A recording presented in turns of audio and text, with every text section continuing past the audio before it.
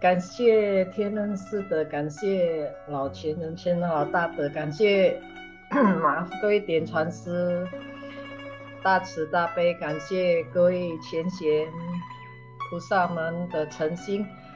Terima kasih atas ketulusan para bijaksana. Terima kasih atas kesempatan berharga bagi kita untuk berkumpul kembali. Sebelumnya selamat tahun baru.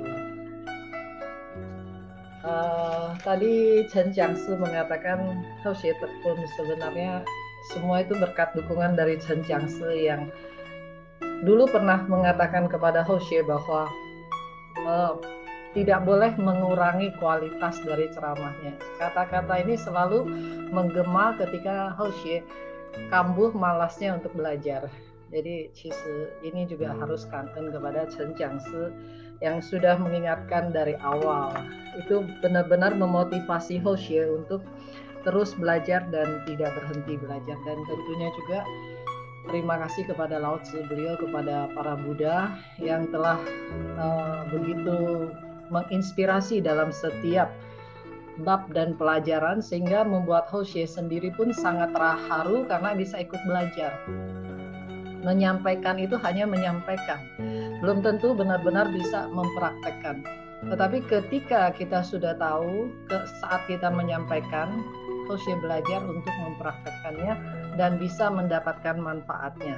Sesungguhnya itulah semakin hari semakin Xiutao semakin merasa bahagia, semakin merasa sangat berharga, dan semakin berhati-hati kepada perilaku diri sendiri.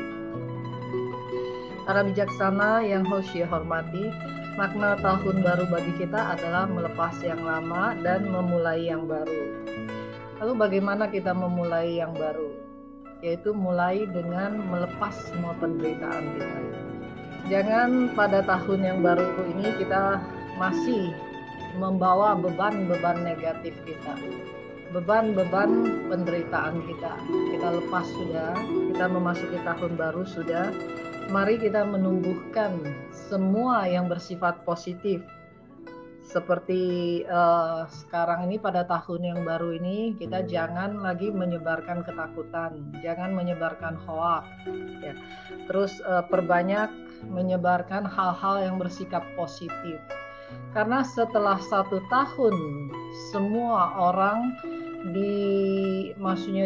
diproses dalam seleksi alam ini, tentu tidak terhingga banyaknya penderitaan, ketakutan, kemalangan yang dialami oleh banyak makhluk hidup.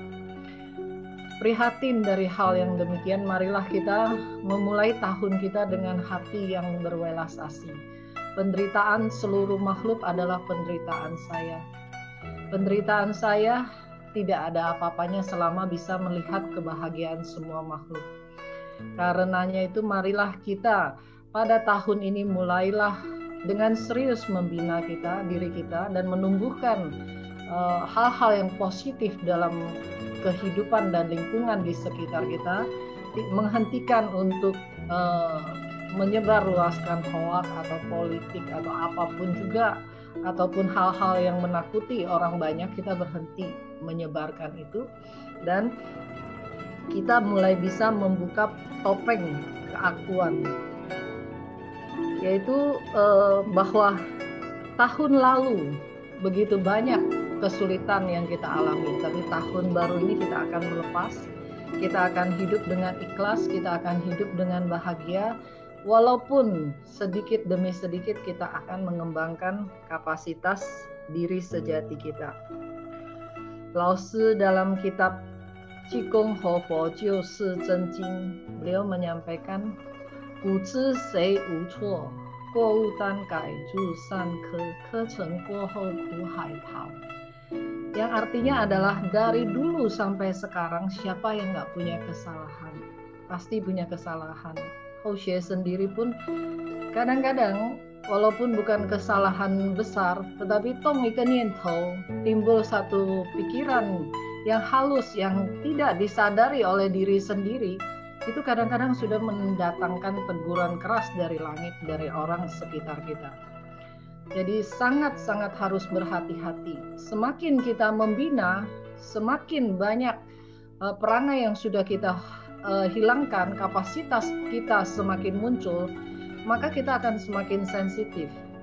Kita akan semakin bisa melihat segala sesuatu dengan cing-cing cu-cu, dengan benar-benar terang, benar-benar jelas. Karenanya itu seperti apa? Seperti kalau kita selama ini menghirup udara di Jakarta, terus kemudian kita pergi ke gunung yang masih ionnya masih tinggi, udaranya yang masih tinggi, kita akan terkejut.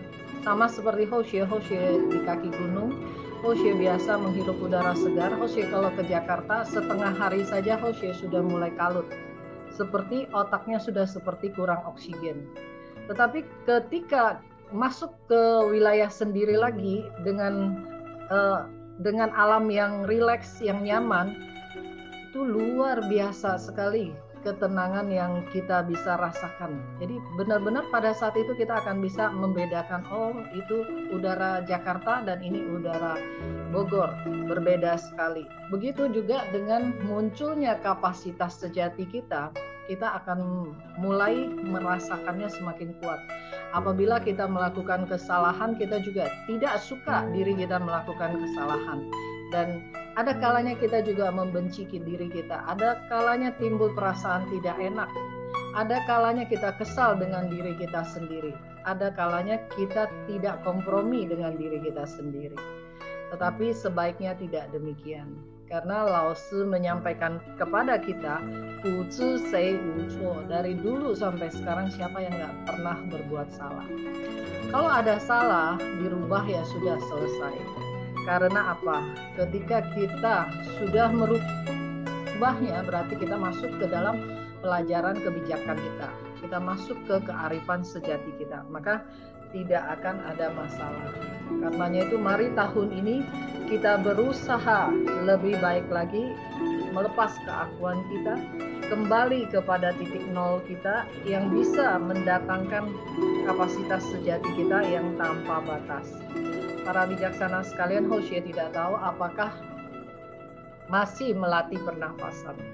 Seperti yang Konfusius beliau katakan bahwa tanpa melatih pernafasan yang baik, sesungguhnya badan raga ini akan jadi masalah besar, akan jadi musibah besar buat kita.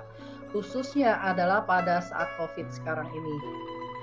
Memang betul saat sekarang ini belum ditemukan satupun orang vegan yang terkena COVID. Kalau vegetarian masih ada, tetapi cepat sembuhnya. Tetapi ada yang lebih tinggi lagi, yang bencana yang lebih besar lagi akan berdatangan. Kalaupun badan kita ini bisa lolos dari COVID, apakah diri kita bisa lolos dari ketakutan? Kalau kita tidak melatih diri kita sungguh-sungguh, kita tidak benar-benar mengembangkan kapasitas sejati kita, maka ketakutan juga bisa mematikan seseorang. Jadi para bijaksana sekarang, kita beruntung, kita mendapat pelajaran pada waktu yang tepat, kita mendapat petunjuk suci pada waktu yang tepat, di mana kita sudah bisa menyelesaikan masalah-masalah berat pada akhir zaman ini dan pada kehidupan ini. Kalau zaman dahulu Sien Siu Houte, membina dulu baru mendapatkan. Kita sekarang mendapatkan baru membina. Jangan lupa bahwa PR kita masih ada banyak. Jangan sampai kita seperti petani yang menemukan mustika di sawahnya, menemukan batu permata yang besar di sawahnya, tetapi karena tidak mengerti, dia memperlakukan batu ini hanya seperti batu biasa, tidak berharga sama sekali. Kita yang sudah mendapatkan yang begitu berharga, bila tidak menghargainya, bila tidak berusaha untuk mencari nilainya, menemukan kembali kapasitas sejati kita, kita akan sama seperti petani ini.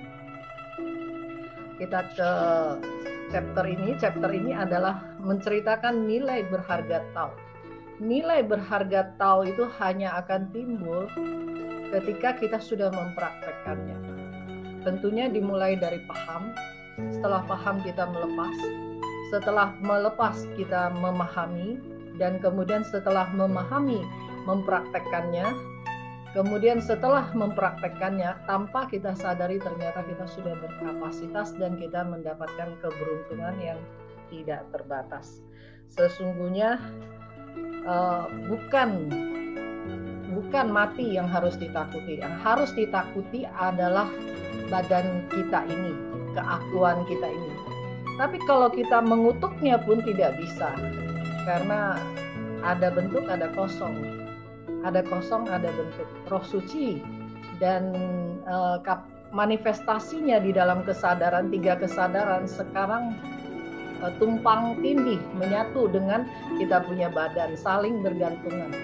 Jadi kalau kita menyalahkan badan ini pun kita cari gara-gara. Kalau kita tidak mengembangkan kapasitas sejati kita pun, kita akan menderita dalam tumimbal lahir yang tidak ada habisnya. Karenanya itu lebih baik kita berproses dalam memahami yang kekal abadi, nilai bahagia yang sesungguhnya, nilai yang berharga pada sesungguhnya itu ada di mana. Dalam bab ini Lao Tzu menjelaskannya dengan sangat baik sekali.